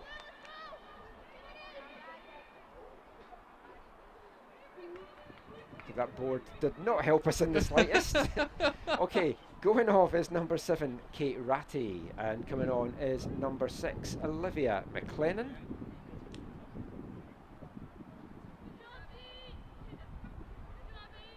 And Ainsley Grether is making way to number 8, and coming on is number 19, Kaya Ray. Olivia McLennan. Coming out will be number 7, see if Langley's going to wait, thankfully, and not make their subs just now, because the fourth official still has to get his board done. That's good for us, writing all these down. Yeah, Kaya Bray, just 17. Okanagan United only made one brief appearance against Unity, was only on for a minute, came on at the end of the match, so. I was hoping she was going to come on today for a rather weird reason of she's committed to Red Deer Polytechnic for the upcoming college season, and Red Deer Polytechnic are hosting this year's CCAA Women's Nationals, which I'm going to commentate on. Amazing. So I might see a lot of Kaya Bray going down the line. Never been to Red Deer, that was another place I had to look up on the map to see where it was. Yeah, Highway 2 right between Edmonton and Calgary. It's I did the CCAA Nationals in Squamish last year, and I was chatting to Randy from Red Deer, and he's like, do you fancy coming to do ours? It's like, sure, why not? Yeah. The Red Deer Queens and Kings.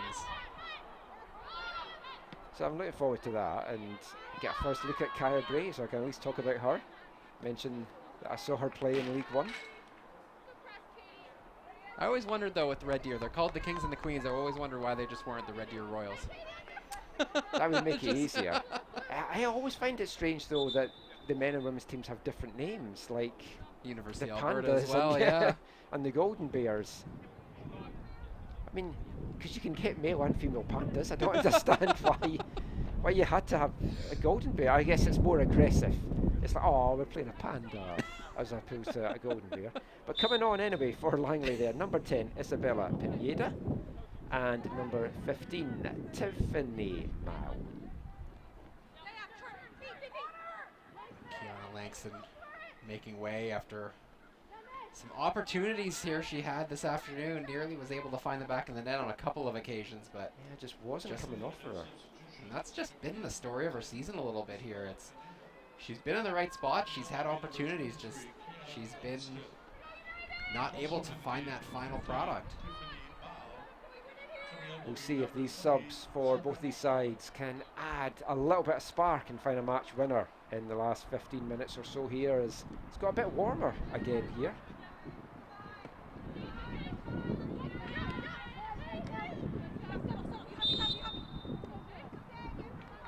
Cameron Ryan sent crashing to the deck, and that's going to bring up a free kick for Langley. Good position to float this one in. Good aggressive play from Lyon. You don't see her make those runs forward too often. She's usually the stay-at-home center back, and often makes way for Kenzie Fitzgerald to be the one to make more of those aggressive runs, but like to see that, and earns the free kick, which she's going to take.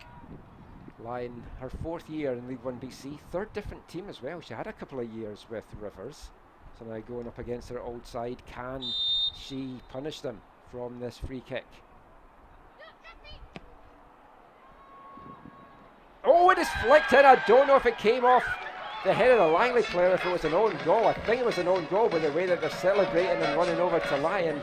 Paige Colby went for it, didn't quite see whose head it came off, but Langley get the breakthrough in the 78th minute, and the comeback is complete. It's Langley 2, Kamloops 1. It looks like it does appear as if it was an own goal. I think it might have been McLennan, the substitute number. That's unfortunate since she's just on the pitch. Yeah.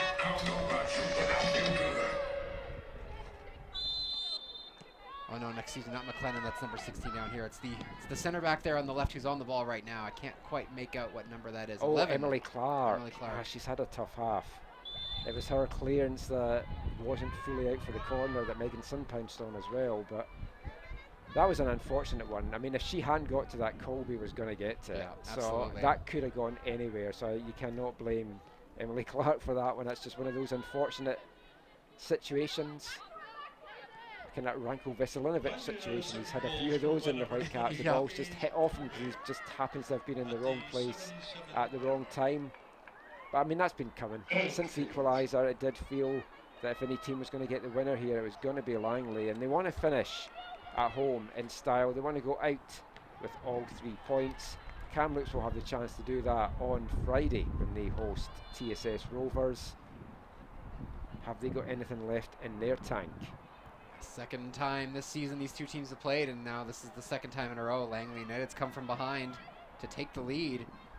Well, that first game finished 3-2 with the visitors getting the victory and 2 late goals, so maybe we will see the comeback from Kamloops. Don't switch off just yet. Although if you do want a double screen, the very important Nanaimo United TSS Rovers men's game has kicked off. That is getting streamed on L1BC YouTube as it's shot, or the header comes in from Scarth, but she can't direct that in on goal.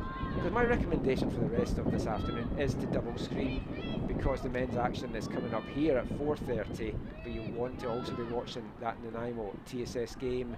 We could see the L1BC champions crowned this afternoon. Langley would certainly hope that is not the case. So 2 very, very important matches coming up there. Things stay the way they are here this afternoon. Langley United will jump over Evolution and move into 5th place, which is, like we mentioned earlier, just right in the middle of the table. 5th out of 9. And of course, they would be three points ahead of Nanaimo United as well. It's a lovely through ball for Clath to run onto. And oh, she spins right. That's a great shot. And it's out for a corner. But Emma Cluth has been excellent since she's come on at half time and just showing her danger there. Yeah, what a confident play to make that turn. Oh. Play to take the shot with her left boot as well, and looking for the inside corner, but may have had it covered either way, and well, clearly she did because he gave up the corner. Yeah, nice little pickup there from Kamloops to add Cluth in for the end of the season. Cara Freeman now over on corner kick duty once again. It's a good delivery to the 6-yard box. It's powerfully met, but the header just can't get directed in on goal there. Oh, and that was Clark as well. You know, she yeah, really she wants wanted to get that one back. And we're going to get another Kamloops sub and another Langley sub. So going off for Kamloops is number 10, Gabriella Siriani. Coming on for Kamloops, as I get this lineup back up, is number 18, Annabelle Clark. 2 Clarks now on the pitch for Kamloops. Thankfully, she's kept her usual number, so that makes me happy. So we've got Emily Clark wearing the number 11 jersey, Annabelle Clark wearing the number 18 jersey.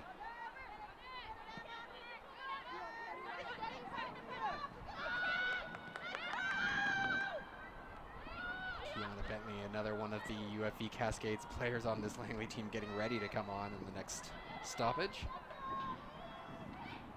See who Bentley is going to come on for. Subs coming thick and fast in the last 10 minutes. I guess would likely be Katie Scarth, just as Bentley's more of a forward typically. Number 10, Gabriella Siriani.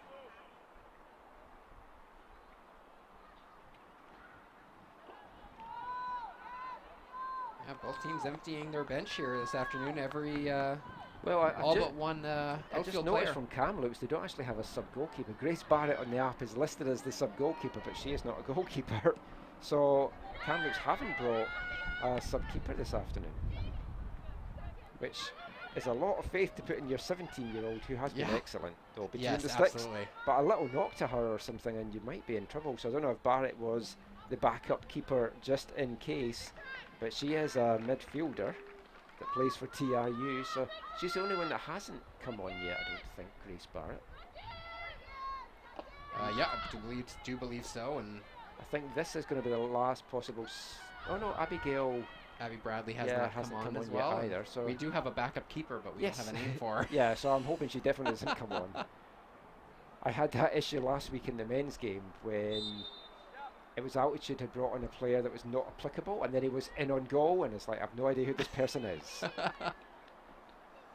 Or not available, I should say, not applicable.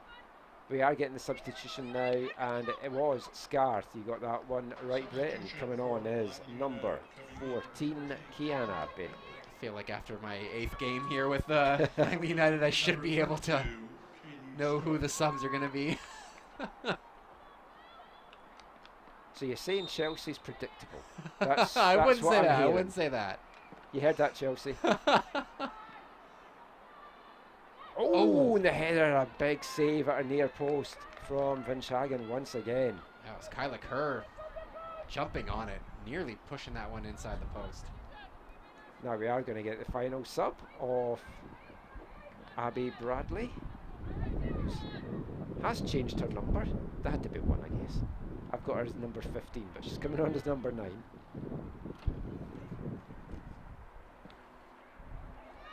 UNBC Timberwolves rookie in 2024 will be in the pitch. Most recent sub for Langley, Bentley, is on the ball just now. Does well to hold off the attentions there from Annabelle Clark.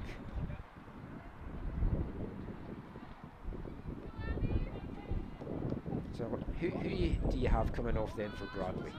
Let's put you on the spot. You were so confident that you knew what was going to be happening. Oh goodness. Oh, it's too late. Oh, It's yeah, Megan that's what Avery. I was going to say. That's what I was going to say. Getting high fives. That's been a good performance this afternoon from the veteran. Hopefully she does not listen to this back and hear all my age-related remarks about her. I did give her lots of compliments as well. Straight into the action is Bradley, but she gets that taken off her foot by Freeman, who has been excellent this afternoon.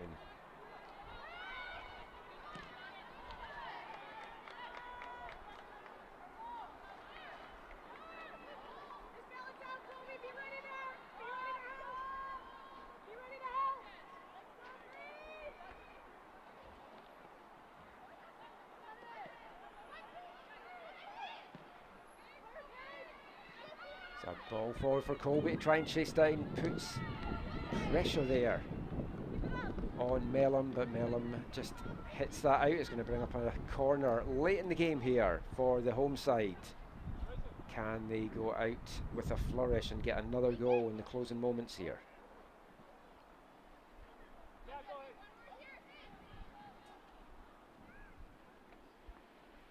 There was a little confusion on who was going to take that corner, and it will be Manilak.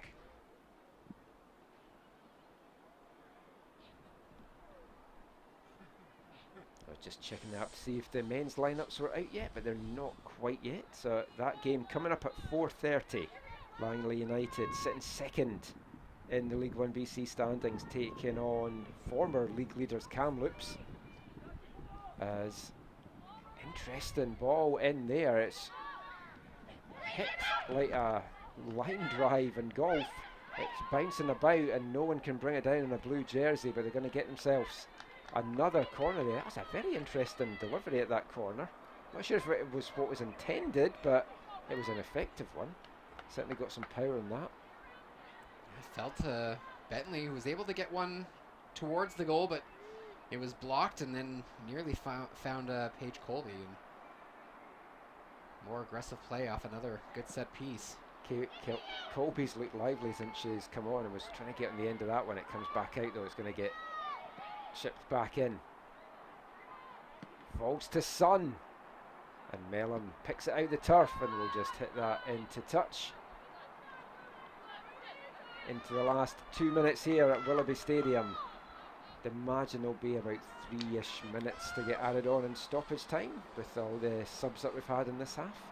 Yeah, Langley really trying to push for another one, but they'll just be happy with the fact that the ball has been planted firmly on this side of the pitch for the last 15 minutes or so, really. It's been non-stop. Chelsea Hanneson's going to be happy with the response from her side, going in, trailing at the half to a 42nd minute goal, and they've come out. They kind of lost their way a little bit in the first half, but you also have to give Kamloops credit for really coming back into the game. And then at the start of the second half, Kamloops were the better team. Langley found the goal, and then it's been pretty much not fully all Langley since, but close to being that, and that's a heavy challenge going in on Freeman. Just casually walking away as the yellow card comes out there in the end for Abby Bradley. Yeah, fresh onto the pitch and straight into the book, and almost felt like, oh, willing to take that yellow card at this stage of the match there and not let Freeman run with any space.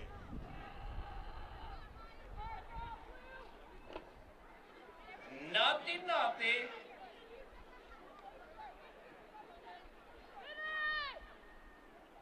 Quite sure what that was over the PA there. The PA, the sound effects have been an adventure this season for Langley. They've been fun. Was that what that was? Yeah. I thought someone had taken the mic, but it was for the booking, I gather. Yeah, I think it was. I think it was from Borat. It did sound Borat-esque, but 4 minutes of stoppage time coming up, minimum off. 4 minutes now for Kamloops to find a dramatically equaliser. There was late drama in the first meeting between these two teams. We have 4 minutes additional time. 4 minutes. We'll be back doing defensive play there. She really stands out with her blonde hair as well out there. She cuts a good figure as Cluth again trying to make room for the shot. Really liked her since she's come on.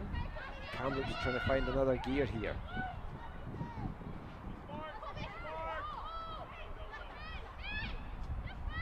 So it's around this time of the game. I like to give unofficial AFTN players of the game. We can get some unofficial Brett players of the game as well. For Kamloops, I feel bad because for most of the game I was going to give it to Jamie Van Shagen between the sticks for Kamloops.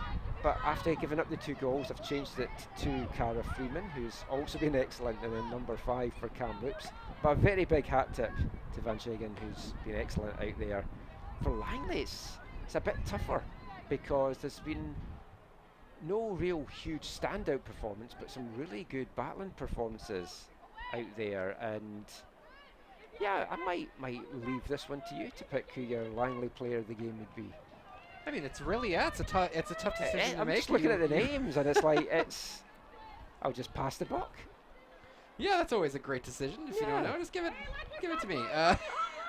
You know what? I think it's a tough one to make, but I would probably give it to Megan Avery. I think she just really controlled the middle of the pitch here this afternoon, and really a strong performance overall. And I really liked what I saw from her wearing the captain's armband here this afternoon. And yeah, she put in a great 85 minutes, but I mean, you also got to give out a shout out to, of course, a couple of the subs, Paige Colby and Megan Sun as well. Really good as well, and got the goal, but that added a good spark, and she played almost an hour of the game. But just now it's Langley that's needing to defend. Madek bouncing up and down on her line. Oh, doesn't get to that. She comes out though, and it's a loose ball in the box. Kamloops pick it up, but they can only play this one back. It's a high up and under coming back in. Cluth's not going to get under that, and that's a good stop by Madek.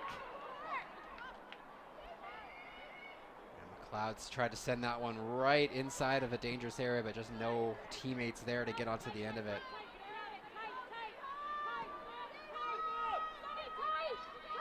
We've had 3 off the minimum of 4 minutes played so far. 1 more minute.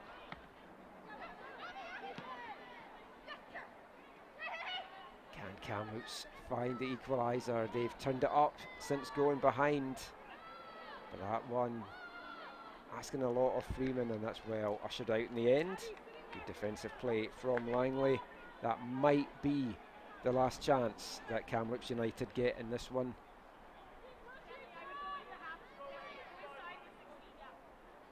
It looks like these teams are going to be 1 win apiece from their 2 meetings over the 2025 season.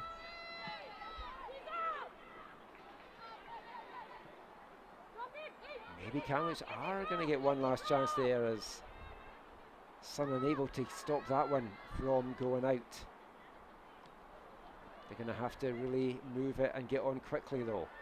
Freeman, she seems to have been all over the pitch for Kamloops this afternoon. She's been excellent out there, and the referee blows the final whistle, and Langley wrap up their inaugural 2025 home season with a win. They go out in style, coming from behind after trailing to Cara Freeman's 42nd minute goal. Megan Sun on the hour mark, and then a 78th minute own goal saw Langley come away with a 2-1 victory. It finishes here at Willoughby Stadium. Langley United 2, Kamloops United 1. Final thoughts on this one, Brett? I mean, nice resiliency to come back and not really let themselves get down by the fact that they did give up that late first half goal. That's something that they've done before in the past, and they've let themselves get a little bit down on themselves in the past. But I mean, back-to-back home wins to close out this season here at Willoughby Stadium, moving up to 5th in the standings. This is a very successful inaugural season. They would love to finish things off on a high note against the Rise Academy next week. But yeah, this is a great season here to kick things off for Langley United in League One. I was happy to be a part of it, and I'm excited for the second match here in our doubleheader. Yep, it should be an absolute cracker. Coming up at 4:30, it's the men's division taking centre stage, and it's going to be Langley taking on Kamloops. Langley have to get the 3 points, and they could really do with TSS dropping some points in Nanaimo. You can watch that game right now on L1BC YouTube. Tune back into us at 4:30. We'll have the call. If you're not going to join us for that, thank you for watching and supporting League One this afternoon, the women's side, and we'll catch you at the pitch again soon. For those of you joining us at 4:30, get a comfy seat. It's going to be an absolute cracker.